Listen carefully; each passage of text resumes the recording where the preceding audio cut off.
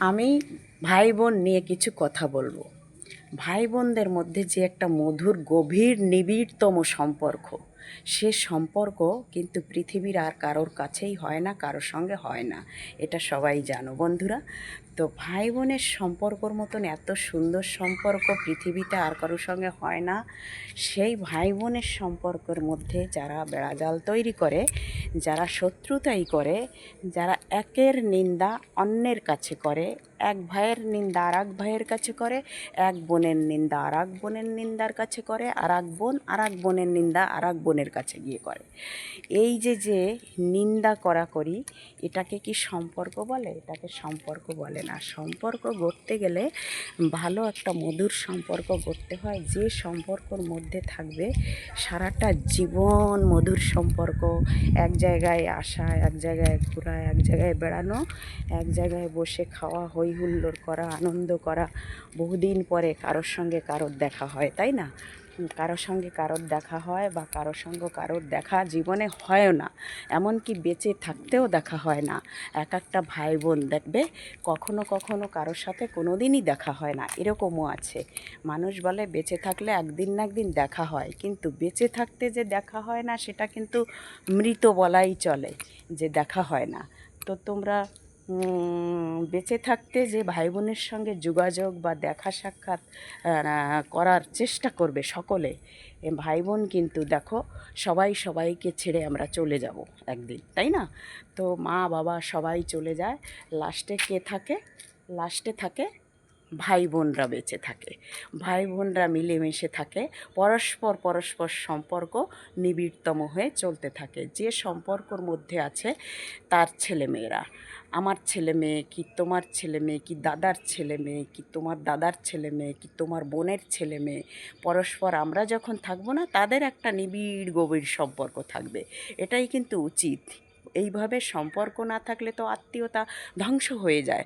তাহলে তো সমাজ, জ্ঞান, বুদ্ধি, বিবেক, মনুষ্যত্ব, বিবেক, ব্যক্তিত্ব সব কিছুই মানুষের হারিয়ে যাওয়া একটা জনম। সেই জনমের কি দাম আছে? সেই জনমের তো, মানুষ জনমের কোনো দাম আছে বলে আমার কাছে তো মনে হয় না, তাই না? এটাকে কি জনম বলে তোমরা বলো? এই জনমটার মধ্যে কি কোনো স্বাদ আছে? এই জনমটার মধ্যে কোনো আনন্দ আছে? আমার তো মনে হয় না।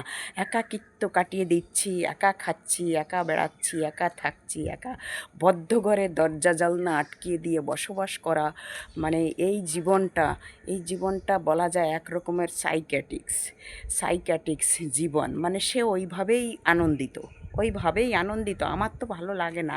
আমার সব সময় ভালো লাগে যেন সব সময় কাউকে নিয়ে একটু বসি, কাউকে নিয়ে দুটো কথা বলি, বা একসাথে খাই, বা একসাথে বেড়াই।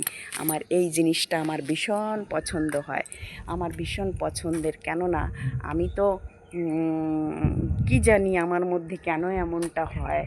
দিদিরা হচ্ছে দিদি দাদা, দিদি দাদা হচ্ছে এমন একটা সম্পর্ক, যে দিদি দাদা কাছে থাকলে মানুষের সমস্ত ভয় ভীত, মানে কষ্ট দুঃখ নিমিষের মধ্যে উদ্ধার হয়ে যায়। দিদি দাদা মানেই তাই। আমি তো দেখি চারিপাশে বেশিরভাগ ফ্যামিলিতেই দিদি দাদা বোন ছোট ভাই বোন সকলের সঙ্গে এত সুন্দর সম্পর্ক, এত সুন্দর একটা মানে প্রেম ভালোবাসা স্নেহ মমতা থাকে। আমি দেখি তাকিয়ে তাকিয়ে, তখন আমি ঘরে এসে চুপচাপ চিন্তা করি যে বেশিরভাগ পরিবারেই এই রকম একটা সম্পর্ক থাকে ভাই বোনদের মধ্যে। বেশিরভাগ পরিবারেই কিন্তু ভালো সম্পর্ক, পরস্পর, এবং তারা মারা গেলে তাদের ছেলে মেয়েদের সঙ্গেও তাদের সম্পর্ক ওইভাবেই চলছে। কারণ কি, তারা যে সেই সম্পর্কটাকে নিয়ে চলছে, তাই তাদের ছেলে মেয়েরাও সেই সম্পর্কটাকে সুন্দরভাবে রেখেছে। কিন্তু বড়রা যদি সম্পর্কটাকে সুন্দরভাবে না রাখে, তার ছেলেমেয়েরাও সম্পর্ক রাখবে না, এমনিই তো রাখতে চায় না। তারপরে তার বাবা মারা যদি না রাখে, তাহলে তার সন্তানরা তো রাখবেই না, তাই না? তো আমি বলি যে এক একটা পরিবার আছে যে ওই যে বললাম এ বোনের নিন্দা ওই বোনের কাছে, আবার ওই দিদি নিন্দা করে আর এক দিদির কাছে, আর এক দাদা নিন্দা করে আর এক বোনের কাছে। এই যে যে নিন্দা, এরা সব কিছু পারে, এরা জ্যান্ত মেরেও ফেলতে পারে। কেননা এরকম পরিবার খুব কম আছে, এই যে নিন্দা করা পরিবার ভাই বোনদের মধ্যে, ভাই বোনদের মধ্যে নিন্দা করা পরিবারটা খুব কম আছে। এক একটা কুলঙ্গার পরিবার আছে, সেই কুলঙ্গার পরিবারের ভাই বোনগুলো কারোর ভালো বলে না, কারোর ভালো দেখতে চায় না, কারোর ভালোটুকুন এই চোখে দেখতে পায় না, শুধু মন্দটুকুনই তাদের মাথার মধ্যে বিগড়ায়। কখন বলবো কখন বলবো, সেই মন্দ কথাটা কখন প্রচার করব, কার কাছে প্রচার করব, এই রকম একটা পরিবার থাকে। সেটা খুব কম, সেটা খুব কম বললাম।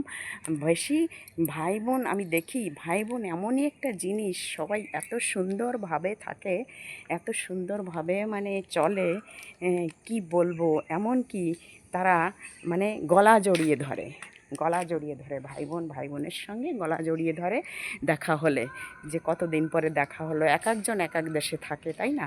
তাই এই ভাই বোন যারা কুলঙ্গার ভাই বোন, যারা নিন্দামন্দ করে বেড়ায়, হ্যাঁ, একটা বোন যদি আহত অবস্থায় রাস্তায় পড়েও থাকে, তবু এরা সেই আহত অবস্থায়ও ঠোকর মারতে এরা ছাড়বে না। এরকম ধরনের ভাই বোনরা আহত অবস্থায় ঠোকর মারতে ছাড়বে না। কেন? এরা যদি নিন্দা করতে পারে, কষ্ট দুঃখ কী পরিস্থিতিতে সে আছে, কীভাবে সে বেঁচে আছে, সেগুলো সে চিন্তা ভাবনা না করে সে নিন্দা করতে প্রস্তুত। তাহলে তারা আহত, রাস্তায় আহত দেখলেও তারা লাথি মেরে সরে যেতে পারে তাই না। তারা না চেনার ভান করতে পারে, তাই না চেনার ভান করে তারা সরে যেতে পারে। তাই সেই জন্যে এই রকম ধরনের সম্পর্ককে কি বলবো বলো, যারা সম্পর্ক রাখতে জানে না, তুমি তোমার কর্তব্য করো, তুমি যদি একটু মনুষ্যত্ব হয়ে পড়ো। এদের যেমন মনুষ্যত্ব, এরা অন্যকেও সেই রকম বিচার করে। যতই ভালো হই না কেন, সে ভালোটুকু দেখতে এরা চায় না। আচ্ছা, যার সাথে যার কোনো কিছুর মানে প্রতিযোগিতা নেই, যার সঙ্গে কোনো কিছু কোনো অভিযোগ নেই, সেই মানুষটাকে কি করে হিংসাত্মক চোখে দেখে, কি করে হিংসা নিয়ে হিংসা করে মানে ভাবে, তাকে কি করে ভাবে।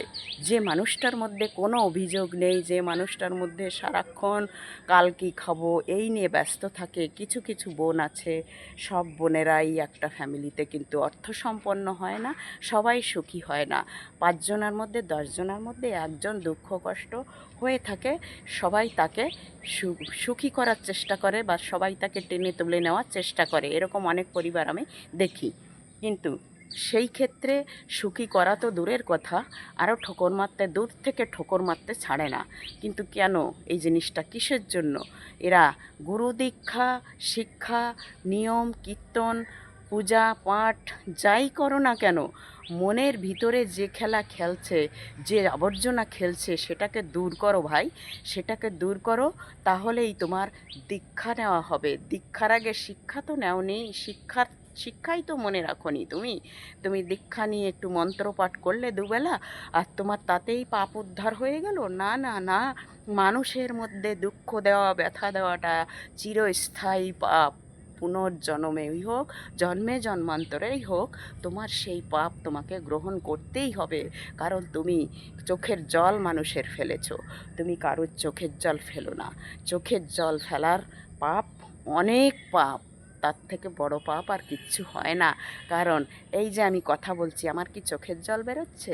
এইখানে একটা জোরে আঘাত না মারলে কারুর চোখের জল আসে না। তাই চোখের জলের হিসাব কিন্তু কেউ দিতে পারবে না।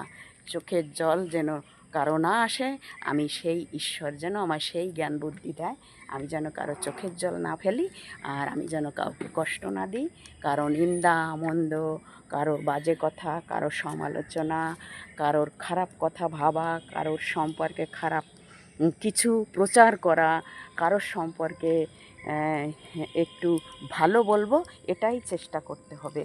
কারোর কথা কতটুকু সে ভালো করেছে, এই দুনিয়াতে এসে কতটুকুন সে ভালো কাজ করেছে, সেটাই মানে বলার চেষ্টা করব। তার থেকে খারাপ কিছু বলার কখনো চেষ্টা করব না। তাহলে আমি ধরো বলছি যে আমার দাদার বয়স যদি ৮০ হয়, তাহলে আমার বয়স যদি ৬০ হয়, বলছি সেটা এমনি একটা হিসাব দিচ্ছি যে তোমারই হলো, তোমার দাদার বয়স, দিদির বয়স ৮০ কি ৭৫, তোমার বয়স ৫০ কি ৫৫ কি ৬০। তাহলে তুমি তাদের থেকে কত ছোট ছিলে এক সময়। এখন না হয় তারও বয়স হয়েছে, তোমারও বয়স হয়েছে, কিন্তু ছোট যখন ১৫-২০ বছর আগে ছিলে, তখন তুমি নিশ্চয়ই তার কোলে করে মানুষ হয়েছ। তাহলে সেই জিনিসটা যারা ভুলে গিয়ে সেই ছোট বোন বা ভাইকে ঠোকর মারে, সব সময় আঘাত দেয়, সব সময় তার চোখের জল পড়ে সেই কথাতে তাদের, তাহলে তুমি কিসের দীক্ষা, কিসের শিক্ষা, কিসের পাঠ, কিসের পূজা, কিসের ধর্ম করছো তুমি? তোমার কর্মটাই তো ঠিক নেই, তুমি তো ধর্ম করছো। তাই বলি, কর্ম করো, তারপরে ধর্ম করো। আমার ভিডিও ভালো লাগলে বন্ধুরা আমার পাশে থেকো, আর যদি আমার ভিডিও খারাপ কিছু বলে থাকি তাহলে আমাকে তোমরা কমেন্টে জানাও, আমি নিজের ভুল সংশোধন করতে চাই। সবাই ভালো থেকো, সুস্থ থেকো, টাটা।